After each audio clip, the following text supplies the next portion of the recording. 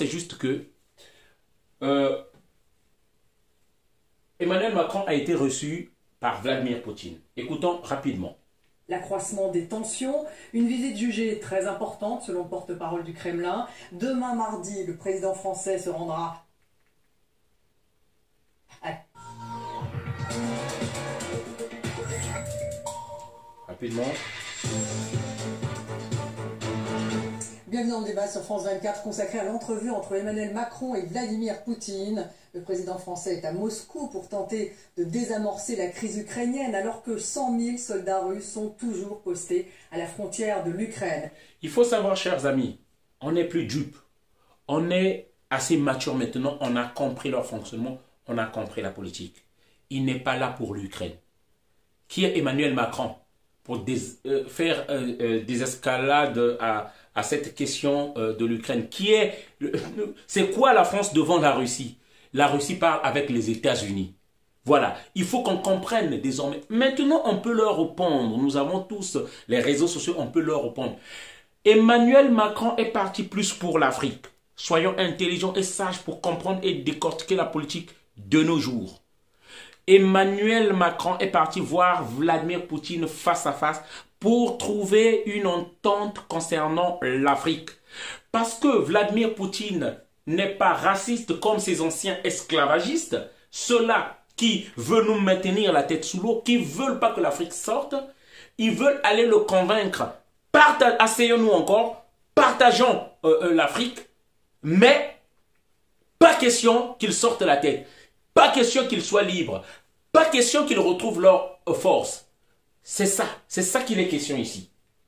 Emmanuel Macron est le premier dirigeant occidental de premier plan à rencontrer le président russe depuis l'accroissement des tensions. Une visite jugée très importante selon le porte-parole du Kremlin. Demain mardi, le président français se rendra à Kiev pour rencontrer le président ukrainien Zelensky. Le chancelier allemand Olaf Scholz est quant à lui à Washington. Alors que peut obtenir Emmanuel Macron? Comment cette entrevue est-elle perçue à Kiev, à Moscou et à Washington? Quel est l'impact de ce ballet diplomatique sur le président futur candidat à l'élection présidentielle? Y a-t-il une diplomatie européenne possible autour de la question ukrainienne? On débat avec mes invités. J'ai le plaisir d'avoir à mes côtés Isabelle. Donc, rapidement, comme je disais, chers amis, vous savez, l'Afrique a toujours été la question de discorde. Même que ce soit la Première Guerre mondiale, la Deuxième Guerre mondiale. Surtout la Deuxième Guerre mondiale, l'Allemagne n'étant pas satisfait des colonies qu'ils avaient réussi, a voulu qu'il faut repartager parce que nous, on n'a rien eu. C'est ce qui nous a ramené vers la Deuxième Guerre mondiale. Voilà. Donc, chers amis, l'Afrique a toujours été les enjeux. Même les États-Unis ne lâcheront jamais l'Afrique. C'est pourquoi je dis à mes frères, il est temps. Nous n'aurons pas toujours un certain Poutine tout le temps.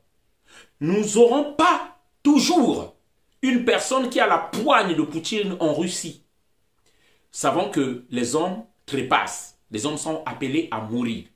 Il faut profiter maintenant pour savoir relever la tête. C'est pourquoi j'ai toujours parlé, notre combat maintenant désormais doit être économique. Notre combat doit être économique, simplement celui qui a le pouvoir économique. C'est ceux-là qui dirigent le monde. Je ne vais pas dire leur nom. Ceux qui avaient investi dans l'esclavage, vous les connaissez, ce sont actuellement les plus riches au monde. C'est ceux-là qui dirigent le monde. Il est important que la communauté africaine se mette ensemble. Je tiens à dire donc que nous organisons cette soirée panafricaine le 5 mars. Occasion pour nous de parler de l'entrepreneuriat. Il est temps que les Africains se réunissent et que nous prenions notre destin en main et que nous mettons maintenant à créer des entreprises. Nous ne serons jamais riches tant que nous continuerons à travailler pour les autres, ni à consommer chez les autres. Il faut désormais qu'on produise ce que nous consommerons nous-mêmes. À cette soirée-là, nous parlerons de l'entrepreneuriat.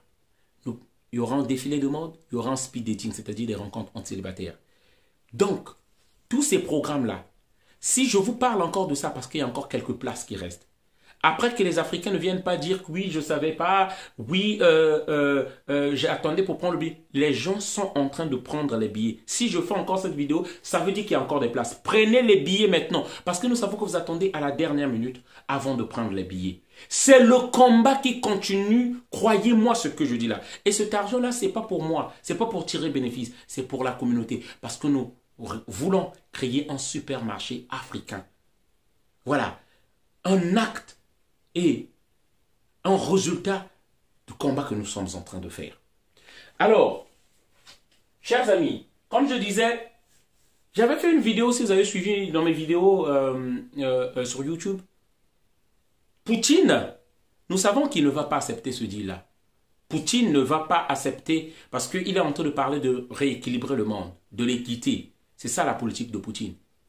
Poutine, pour nous, c'est un envoyé de l'univers qui est venu rééquilibrer la balance. Nous savons qu'il a un grand rôle à jouer et nous pensons qu'il doit être à la hauteur. Parce qu'aujourd'hui, nous savons que les dirigeants français sont dans le déni. Ils refusent de la réalité que le monde est en train de changer. Que la Chine, qui a beaucoup de dollars, parce que la plus grande dette chinoise, américaine, pardon, elle est à la Chine, et que les échanges se font en dollars dans le monde, et que la Chine a des dollars qu'il prête dans les pays, la Russie, qui n'a pas ces dollars-là, propose du matériel militaire, propose sa connaissance au pays. Les dirigeants français ne veulent pas se résoudre à comprendre la réalité et à venir traiter avec les Africains qui ont été leurs esclaves, qui ont été leurs colonies. Ils ont encore cet orgueil-là. Mais la force des choses vont les pousser à comprendre que la donne a changé. Et nous disons ceci. J'espère que Vladimir Poutine va rentrer dans l'histoire en ne trahissant pas les Africains. Parce que vous savez, nous sommes à l'ère du Verseau. Moi, j'y croyais pas avant. Je ne savais pas que l'Internet devait venir changer les choses. Les choses vont changer. Les choses ont changé et vont changer. Si ce n'était pas Vladimir Poutine, ça aurait été quelqu'un d'autre. C'est pourquoi nous disons, profitons que Vladimir Poutine est là. Pour que nous aussi nous fassions des efforts et nous profitons pour faire changer les choses. Et nous disons aux Français, aux citoyens français, dites à vos dirigeants parce qu'ils vont regretter après. Le monde a changé, les pôles, les rapports de force ont changé et ils doivent l'accepter. Ils doivent l'accepter. Et s'ils ne coopèrent pas dès maintenant là, le réveil sera brutal pour eux. Le réveil sera brutal pour eux. Parce que je ne pense pas que la Chine va encore se laisser faire et céder l'Afrique comme ça là. Je ne pense pas que Vladimir Poutine aussi va céder.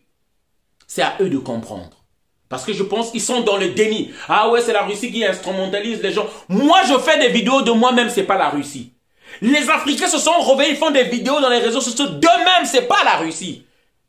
Si vous êtes naïf et stupide, le réveil sera brutal. Je le dis à l'élite française, aux dirigeants français. Vous êtes déjà en train de vous disputer entre vous.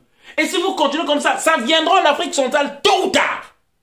Et votre réveil sera brutal. Vous chercherez à rattraper les choses et ça ne sera plus possible.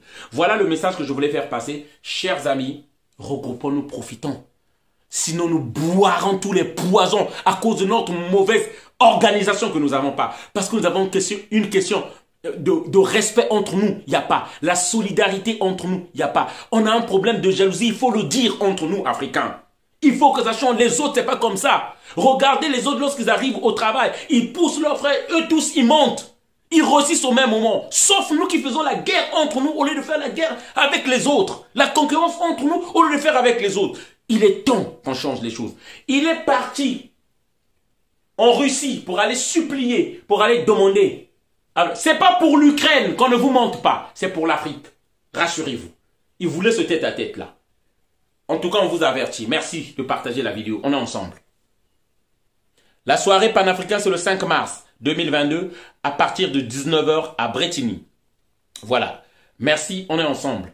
Et vous pouvez nous contacter au 06 25 15 05 47. 06 15 06 25 pardon 15 05 47. Merci, on est ensemble.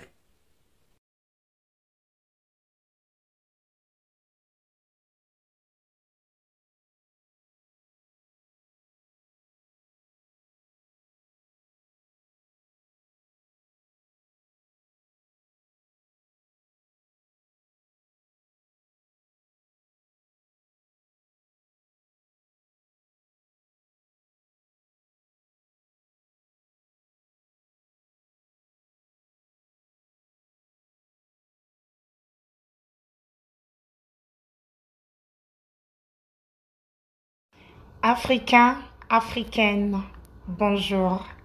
Je suis Karina Pérez, fille d'Afrique, qui aimerait nous inviter à une grande soirée de solidarité et de partage entre Africains qu'organise la grande diaspora africaine de Paris en date du 5 mars 2022. Je prie à tout Africain de participer à cette grande soirée dont les idées seront appuyées sur la création des réseaux d'entreprises. Venons nombreux participer pour une Afrique unie et solidaire. Unis, nous vaincrons, divisés, nous faillirons. Vive l'Afrique, vive la solidarité.